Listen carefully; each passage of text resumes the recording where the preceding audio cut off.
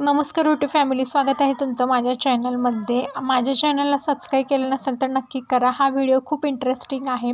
आज मावशीच्या घरी गेल्यानंतर मी सहज कपाटामध्ये बघितलं तर ह्या वस्तू दिसल्या. कारण माझ्या मावशीची मुलगी जी आहे, माझी छोटी बहीण प्रांजल, तिला अशा गोष्टी बनवायचं खूप नाद आहे. ती खूप जपून ठेवते कागदा. आपण जे भूमितीमध्ये लघुकोण, काटकोण, विशालकोण ऐकले होते, तर तिने अशा पद्धतीने तो अभ्यास करण्याची तिची नवीन पद्धत पाहून मला खूप छान वाटलं. असंच अभ्यास करत राहिलं तर आपलं मन खूप काही शिकायला मिळतं. ती घर इतकं सुंदर ठेवते आणि तिला घरात वस्तू बनवायला खूप छान आहे. माझ्यासारखा तिलाही खूप नाद आहे. कागदापासून अशी फुलं बनवून तिने छान छान डेकोरेशन केलं.